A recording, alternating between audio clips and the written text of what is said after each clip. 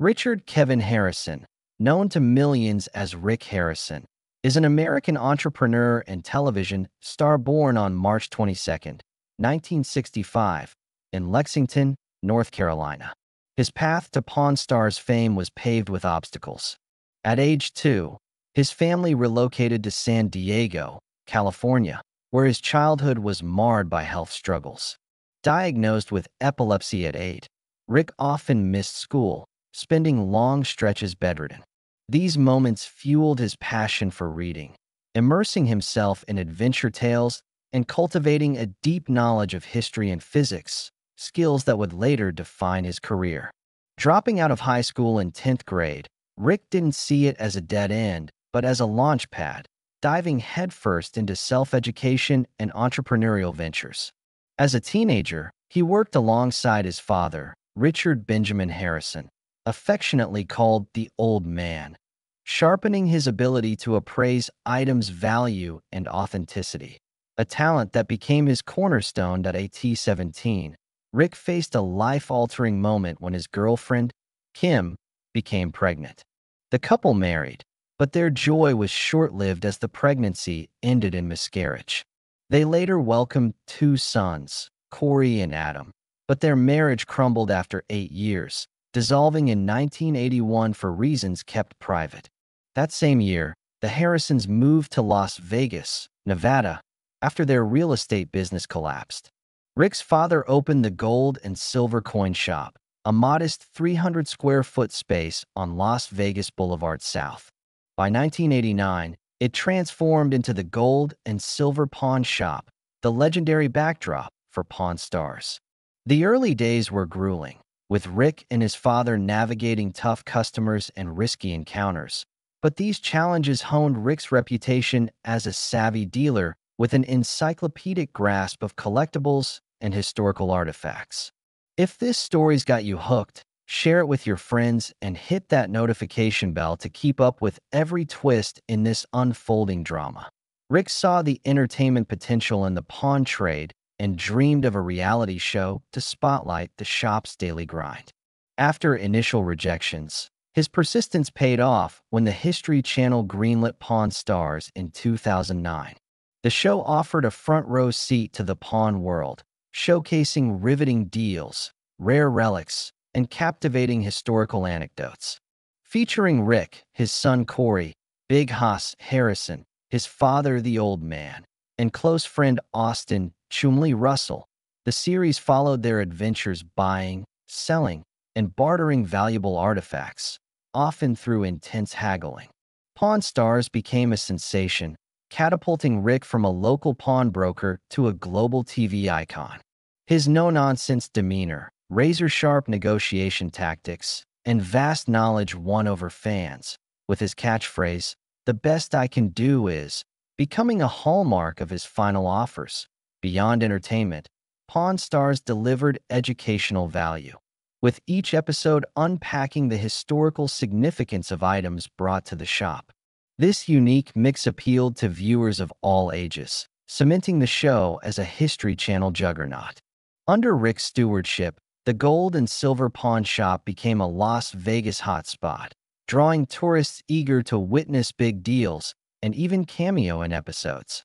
The shop's soaring revenue fueled new ventures, from merchandise and books to a restaurant, Rick's Rollin' Smoke Barbecue and Tavern, next to the pawn shop.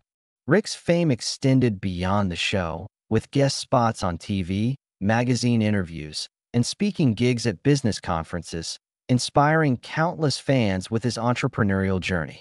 As the driving force behind Pawn Stars, Rick's pragmatic leadership kept Corey's impulsiveness and Chumley's antics in check, presenting him as the steady hand guiding the shop's success. Rick's bond with his father transcended the typical father-son dynamic, forged through years of working side by side.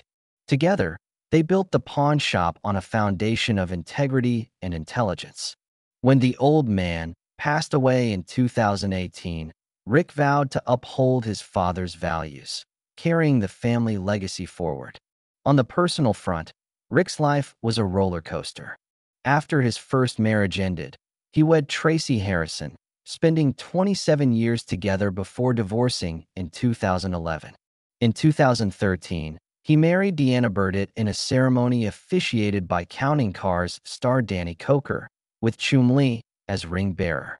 Though private about his family, Rick's rare on-show mentions of his wife and children revealed a devoted family man striving to balance fame and personal life. That Rick's empire grew with ventures like his 2011 memoir, Licensed to Pawn, Deals, Steals, and My Life at the Gold and Silver, offering behind-the-scenes insights into his career.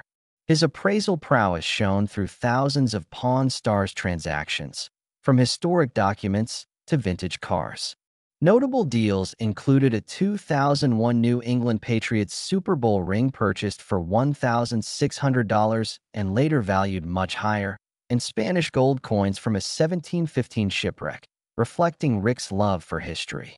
Yet, he never hesitated to consult experts for unfamiliar items, showcasing his cautious business acumen. In 2023, Rick's world imploded when a federal investigation blindsided fans and associates.